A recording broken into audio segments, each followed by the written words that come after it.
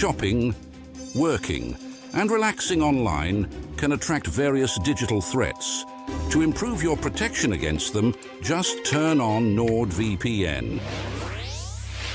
This cybersecurity app will block web trackers and malware-infected sites. It will also encrypt your internet traffic without losing a smooth connection. Get NordVPN now. NordVPN, cybersecurity built for every day.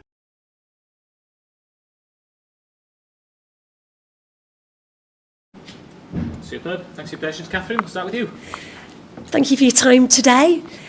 As far as starts go when you join a new football club, they don't really come much better than your last couple of weeks. How pleased are you with how everything's going? No, I'm pleased. I'm really happy to be here. I really enjoyed my first, it's about 2 months now. And yeah, pre-season was very enjoyable. We obviously learned quite a lot and all the ideas, and now the season has started and that's what we've all been waiting for. So yeah, I'm enjoying it. Do you set yourself any kind of particular targets to get those first assists, get those first goals? Obviously you've delivered on the assists already, but just to make sure that you do get up and running quickly. Not really. Like obviously that's what you want to do, but for me it's more just obviously take one game at a time. But it's more important to just go in and then whatever my job is to do on the pitch, like not just assisting goals, but the other side of it as well, how you press and all that stuff. So it's more like that's where the focus is. Do you know what I mean? Because if you big believer, and if you only focus on goals and assists, like you forget the other part of the game, which is probably more important to win a game. So no, I'm more just taking every game and do the best you can in every game. Is it what you expected here at Huddersfield Town so far? It's actually better, to be fair. Like I know I had good expectations, but honestly, since the professionalism in the club is really good, like you know, just day to day at the training ground, the facilities, and just everything that comes with it is like really good. So, and I'm enjoying that on a personal level. And yeah, now I've got a taste of the fans in the stadium the other day with 18,500 people. So that's what you want to play for, isn't it? So we're really enjoying it. And it vindicates your decision to make a move, because ultimately, you know, it can't be easy to choose to move from a club where you've been very successful, where you're hugely popular with the fan base. So to make that move and then experience things in the way that you have, you know, kind of makes you think, oh, I did make the right decision here. Yeah, no, obviously, I think I said when I signed here, when I got the opportunity, I wasn't really in any doubt. I think it's a great opportunity, and yeah, for now I'm really enjoying it. But no, as you say, like when you're happy somewhere, then it's always hard to move. But I also believe there's also a certain time when you know that by then it feels the right time to move on, and I'm really happy I'm here. I'm sure there was plenty of interest in you from lots of clubs. Was there an opportunity to play at Championship level? No, well, honestly, I probably not. It was very early, but honestly, as I said, as soon as Huddersfield came in and you spoke to them, it was I was just sold straight away. And because look at Huddersfield, like it might have been League One, but where we are, and that's the focus is. But it's a massive club, and that's what sold me. And then you speak to the manager, you speak to the people higher up and everything, and it just became a really good package of what I really wanted. The start has been fantastic, but with that comes then the pressure of expectation, which you've talked about before, that's something that you have to thrive on. How do you deal with that pressure? For example, you know, you're very much expected to win on Saturday when you take on Shrewsbury. Yeah, but as you say, there's two things. I think expectations is a good thing. Like that's first of all, like that's why I also like to be at Huddersfield, you know, to play with that expectations of winning. Like we just need to get used to that, and that's what we say to ourselves. Like that's the standard we set. But then on the flip side, you can't just because people expect you to win. That doesn't mean you are going to win, and that's the classic in football. So yeah, as you say, there people probably think, "Oh, we're going to win," but we just said in training today, and everybody knows Shrewsbury is a good team. It's a tough team. I've played against them many times, and I know that for a fact. So it's not going to be easy, and we know that. In what ways do you think they might try and make life difficult for you? No, I don't. I think every team always trying to make difficult whoever you play against, but they've also got their style of play and the way they're playing, and they're good at that. So I've had a lot of tough times against Shrewsbury, so we won't take that lightly. And it's something that Michael Duff continues to reiterate. He sort of laughs at himself in a way that for every positive he's always keen for improvement or wasn't quite happy with that. You know, he's making sure that there is no complacency creeping in, isn't he? Yeah, 100%. As you said there, we've talked numerous times this week about the second half the other day we wasn't happy with, and because you can get a result, and but behind every result there's a performance, and And yeah, sometimes it's good, and sometimes even you win and you're happy with certain things. There's always things you can improve, and to get better and better, that's what you need to do, isn't it? So You seem really happy.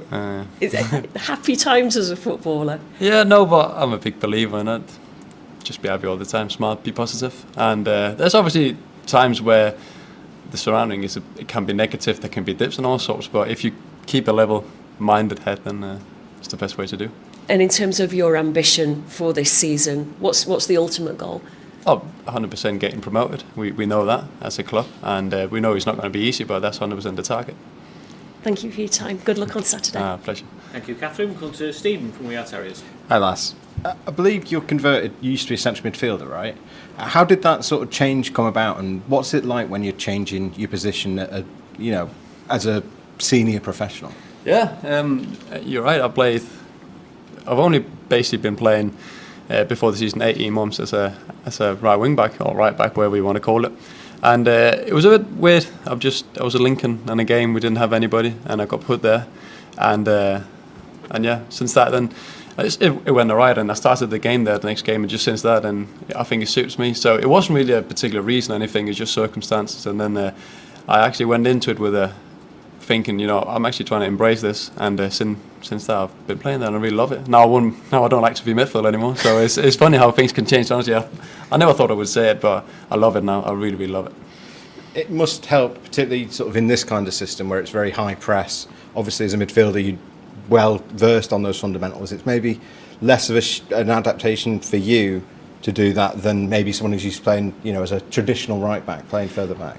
Yeah, no, you're right. I actually do think right wing back or a midfielder is quite similar. You just play a bit more to the right. I know in the right back it sounds like it, but no, a lot of the same things you do in midfield you do out there. Like you run up and down, you're getting the ball, you're still getting attacking positions, you defend. It's a lot of the same things really. You know what I mean? So you just play on the right side only. So yeah.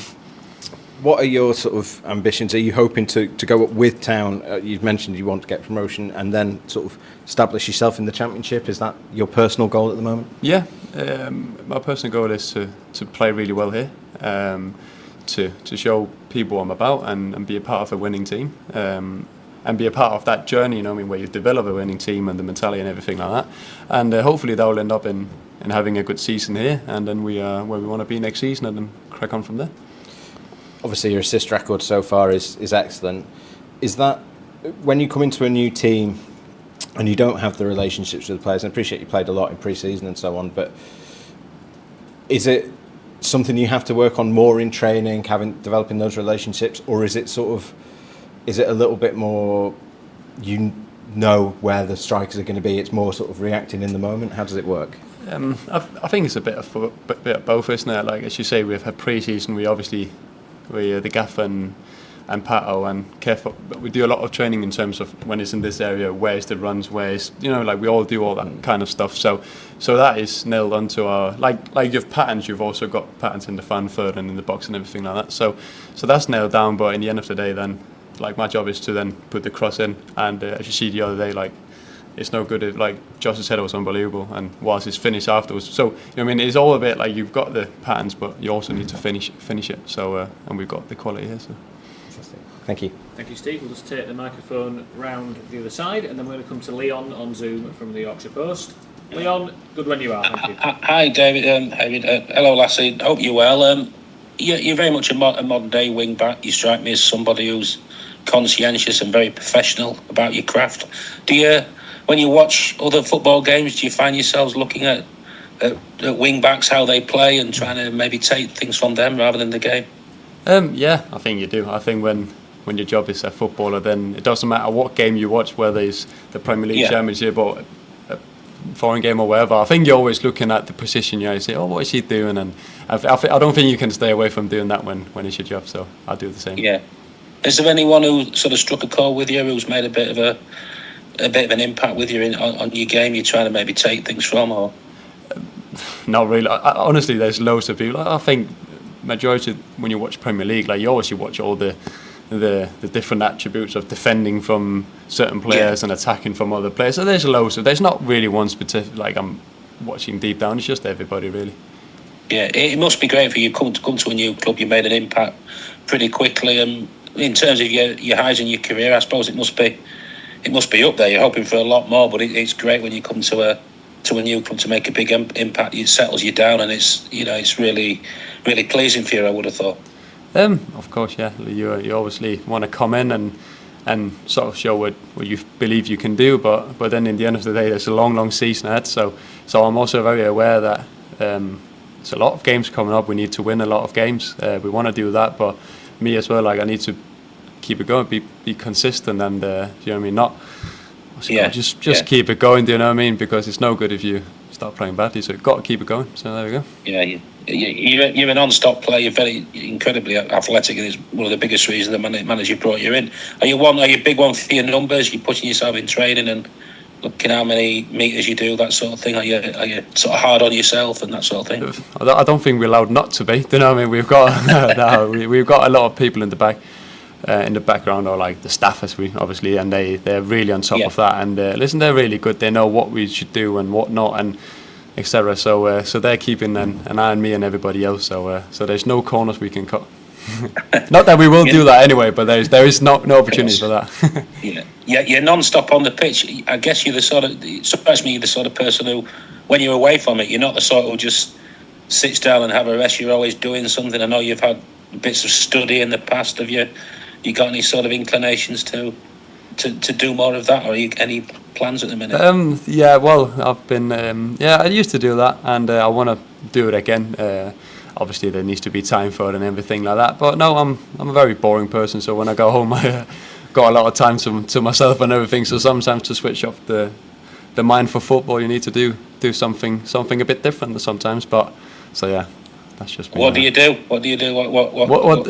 What switches your mind off football? I don't know. I'm a bit of a coffee fanatic, to be fair. So I do. That's a big hobby of mine. So I like to nerd a bit in that. Well, I like to go for walks and just FaceTime with the family, the girlfriend. Just, I don't know, boring stuff anyway. So is that created? What's that with the coffee? Is that sort of created? What does that involve then? Just liking different sorts. Yeah, just like, try. This is getting a bit fanatic, but just different beans and all sorts of things. You know what I mean? So yeah, just things like that. Yeah. I'm going to ask you, you've had your taste of the Danish under 20s, that sort of thing. Have you any sort of friends who are over in England that you keep in touch with, and you share experiences with? Because there's a lot of your compatriots in this country now making a living. So other Danish players that are in England that you might. Yeah. There's obviously I play with a few you keep in contact with and things like that. But obviously, England is just, you've got such a busy life, so it's not that because there's Danish players you keep hanging out with them, a lot of different stuff. But no, we speak to each other now and then, the ones you know, and busy days anyway.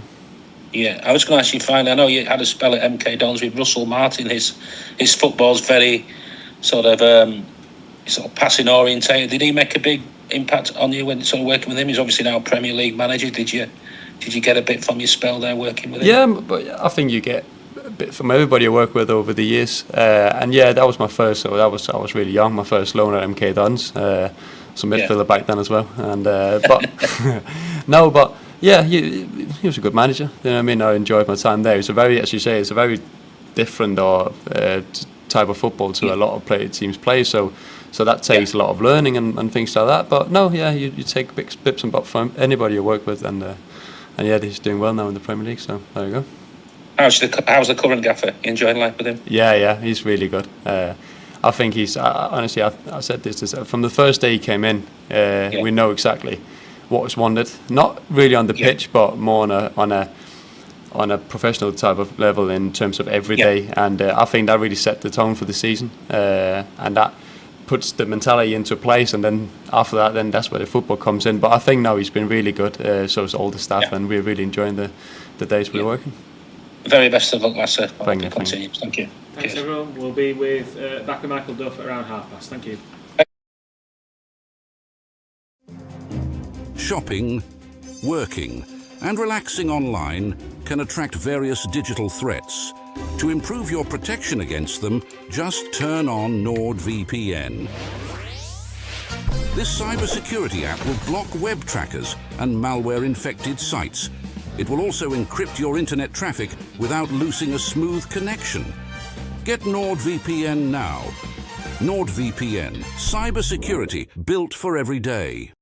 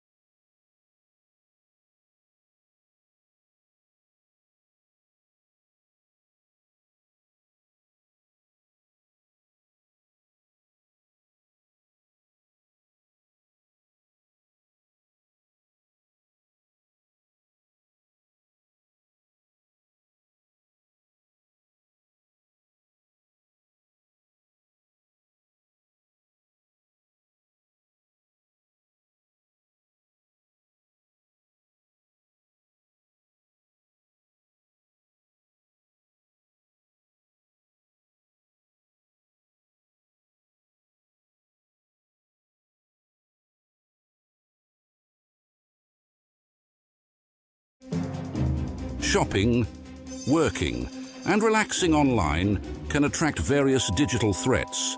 To improve your protection against them, just turn on NordVPN.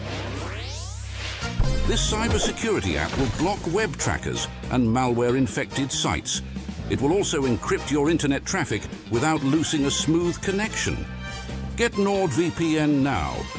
NordVPN, cybersecurity built for every day.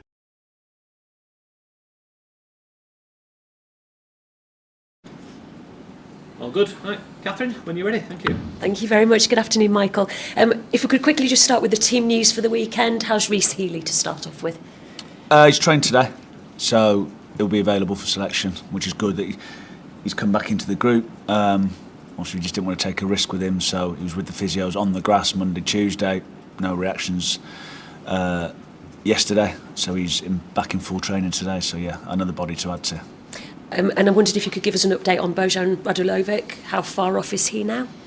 I don't know exactly with Bojan. He was out on the grass, albeit with the physios today, so we've not seen a lot of Bojan. I think when he did it, it was diagnosed as a 4 to 6 week injury. I think he's probably 3 weeks in. So, you know, the fact that he's missed quite a bit of pre-season as well, so we're going to have to build his fitness up. So he'll probably be integrated into the group, I would imagine. Probably 10 days, I'd have thought, and then we'll take it from there. Okay. And any other injuries that you picked up this week? No, nothing. So that's another positive that we got through the week without anything. We'll also do the transfers now. Anything to update us on either incomings or outgoings? No. Last week of the window, there's lots of plates spinning. And like I said before, there probably will be ins and outs before the end of the window, but if there isn't, we're quite comfortable. So you're always trying to improve what you think you've got. There's a domino effect all the time. So, and that we're not always in control of that domino effect, whether it's a Premier League club or whether it's a Championship club or whether it's a club coming in for one of our players. So it's, you know, it's a movable market. But one thing it is now, it's starting to move because there's such a short space of time left. Are you aware if there have been any bids from other clubs trying to take players from here? There's been no bids. There's been interest in terms of maybe some of the fringe players, but there's been no bids for any of the starters that have started the last 2 or 3 games. But no, and I think we've made it quite clear that no one's for sale anyway. So that's the beauty of the strength of the position that we are in. That there's no fire sale, like we said. And as you say, lots of plates spinning at this time of year, but should the window close tomorrow and there's no further business done, are you happy with the squad that you've got at your disposal? I think we've got a good squad. You always want more. I think we've already shown that we're capable of being competitive. We've got good numbers, got a good blend of mix of experience and younger players. So I say it all the time, I'm here to work with the players that are here, not the players that I wish I had or I think I could have. My job is to improve players. Ideally, in the perfect world, you go and work with the best set of players that you can get. But you can give me a group of Premier League players, I'm always going to want someone else. So the players have been good, and whether they're in the team or out of the team, they get worked with anyway. You know, it's not you just work with the starting 11. It is a squad game, and you need people who maybe aren't in the team at the minute, but when they do come in the team, they're fully prepped, they're physically ready, tactically ready. So you give them the best chance of giving the best performance so they can stay in the team. Shrewsbury, the visitors on Saturday. What are you expecting from them? A team that have had an awful lot of transition over the summer. Yeah, it's going to be a challenge. We don't know how they'll play. You know, they've had a difficult start to the season. There's no getting away from that. But Paul's teams again are notorious in terms of being organised. I've said that about Stevenage. Give us different challenges. You've got to respect every opposition. You know, it's the obvious one is that they got beat last week. We won last week, so we'll win. We have to deal with that expectation, but it won't just happen.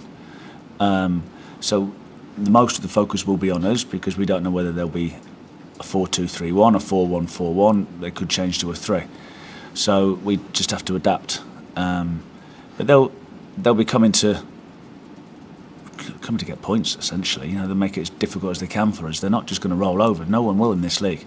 You know, I'll probably end up saying it every week, but I've been in this position where they are, where no one fancies you and you're written it off, and they're the best games really because it's like we've got nothing to lose. So they'll be I think, you know, I looked at Paul's interview after the game, and he's expecting people to step up because they need to. And there is that growing expectation week on week with every win you pick up. People are predicting, is that going to be an easy 3-0, 4-0 home win for you guys? That's exactly the sort of game I imagine where you can come unstuck very quickly if you are in any way complacent about it. Yeah, well, football's got a habit when you think you've worked it out, it knocks you down. As a player, as a team, as a club, there's always somebody wanting to fight, and the moment someone fights harder than you is when you're in trouble. So there is an expectancy. The bookies will make us favourites, I'd have thought, but that's part of the change of the mentality of the club, that we don't get giddy after we're 2 weeks, 3 weeks into the season. We've done absolutely nothing. There's been some good bits, and we've had 3 wins, which is great. We'd rather win games than not. But it's as long as we execute, and if we don't win because it's a bad referee decision, or it's the opposition score a wonder goal, or that they just score an amazing goal, you can handle that. But if it's through complacency or a lack of effort, that's when it becomes a problem. But they've been good every day in training. We've been on them. That's how we started the game last week really, really well. And that's how we want to start again. Do you look at sort of blocks of games, if you like? You maybe reevaluate after 10 games of the League One season and see where you're at there, or is that not an approach you've ever taken as a head coach? We asked them what they want to do at the start of the season, how we do it, what it looks like. So after 10 games, we'll have an internal review of where we're at and what we set. Because it's all right talking about it, but it's like, well, and then you can dissect it. So I don't look at the table after every week. It's, have we kept a clean sheet? Zeros and ones we talk about quite a lot. We need to keep as many zeros and ones as we can. And we've got like a little chart in the dressing room. And after 10 games, we'll review and go, right, where are we? Are we where we wanted to be? No, why not? Yeah, or yes, we're ahead of where we wanted to be or expected to be. Well, how can we get better? Because it's a constant, like you said, you can never rest, because you stand still in football, someone goes past you quickly. You talked a little bit after the Stevenage game about taking pot shots that you were maybe wanted to focus on. I think you said it was sort of upgrading the forward play and what have you. Just wondered if you could talk a little bit more about that, kind of that balance between just taking a quick opportunity and maybe taking the odd risk here or there, but compared to carving out the perfect opportunity and how you coach that, if you like. It's not carving out the perfect opportunity, but the 2 goals come from exact. So there's, Brodie Spencer had a shot, Ben Wiles had a shot in the first half, Anthony Evans had a shot, and they're shooting from 30 yards through 8 or 9 bodies. So, if you beat a man and the goal opens up, no problem. But when there's an overlapping wing-back, because the 2 goals are scored from a wing-back putting the ball in the near post, which we work on, and a wing-back putting the ball in a cut-back position, which we work on. So rather than a pot shot, can you upgrade the opportunity for a better opportunity, for the betterment of the team? So it's not a case of me banning players from shooting from 25, 30 yards, but when you're running away from goal and there's 15 players in between you and the goal, statistically, it's very rarely you're going to score. You're going to score in certain areas of the pitch, which is in the middle of the goal. So we might have to upgrade that opportunity to get into a better crossing position, which then the runs change, and then we get a better shooting opportunity. That's what we mean by it. Yeah. Do you think you will ever get a game where you will walk away from it and go, yeah, I'm really happy with that? A 4-0 win, for example, at the weekend. You strike me as somebody who's just always that little bit more. I think you have to be. Like I said, I think the moment you take a deep breath and think, that's it, we've done it, we've cracked it. I've been in it too long. So you're always happy to win. You always want more, but you're always happy to win. And it's the same with the kids. My lad had his GCSEs today, did brilliant. But he's still there's a couple where he could have picked up on. And but ultimately, you're absolutely delighted. He's worked really hard. And it's the same as the team. The team have worked really hard. And they've had a little bit of fruit from their rewards of their hard work. But again, messaging that I always talk about is hard work pays you back. If you're not prepared to put the hard work in, you don't get the results. So I think I would be foolish if when I'm trying to lead a team, if I take a deep breath and go, do you know what, absolutely perfect. Can't do any better than that. You can. There's always something you can improve on, and it's. I had that as a player. I played till I was 38, and I'm still learning. Because the minute you've worked it out, you're done. Proud Dad Day today, then, I guess. Yeah, it was good. Yeah. Thank you very much. Thanks, Michael. Good luck. Cheers. Catherine, we'll come to Stephen from We Are Terriers. All right, Michael, on that note, are you pleased with how the players have responded? I know, obviously, after second half against Stevenage, you particularly keen to stress a few points. Have they taken that on board? I think so. I wouldn't even say it was the second half. It's, a lot's made of. It was because the last kick of the game was a disappointing kick. But, the first half we've hit the post, we've had missed a one-on-one, we've had one cleared off the line, we've totally dominated the game. They've had one shot, then we've gone and scored another goal. So, yeah, it's the last 25 minutes I was disappointed with. Yeah. But like I just said, it's if I just go, well, we won and we were brilliant, and you're always demanding more. So what didn't we do in those 20, 25 minutes that we can take into the weekend so it hopefully doesn't happen again? And it's not a case of me just ranting and raving and throwing teapots or anything like that. It's, I raise my voice, but then Monday is when you go, right, when the emotions come out of it and go, right, well, that's what I saw, that's what I didn't like, that's not good enough. And you're showing them the pictures of what you're saying rather than just coming in and kicking skips over and all that sort of stuff. Because I think those days have gone. But as long as you're evidencing everything that you're seeing, then I think players understand. And then they know why, right, okay, well, that's maybe why we did drop below the standards that we had set earlier in the game. As the season goes on, your opponents will know more and more about you. Obviously, you've come into this season, new manager, new players, people might not have known too much. Is that something that you need to be sort of aware as a manager? Do you try and second guess things like that, or particularly at a club hopefully this end of the table, is it more about stick to your guns, do what you do well? I think it's about what we do, but it's knowing the threats from the opposition. So, excuse me. So, if teams try and set up a certain way, we do this. If they set up a different way, we do that. And if you do it properly, I've been playing this formation a long time, so I know the patterns that hurt every type of opposition. I know the ones that hurt us as well. So, the beauty in the first half against Stevenage, we didn't think they'd play a 5-2-3. But they did, because we'd already worked on it in the week against Morecambe. We executed it, and it didn't matter what formation they were playing at that point because we went round it. The second half was the disappointment. The teams have tried to do that to us, and we played round them. So that's the key. It's the focus is always on us. You have to respect the opposition, but I think if we do everything we can properly, we'll win more games than we won't. Fantastic. Thank you. Thanks, Steve. We'll just give us 1 second, Leon. We'll get the mic over to you, and then we'll finish with you. Leon from the Yorkshire Post. Thanks, Leon.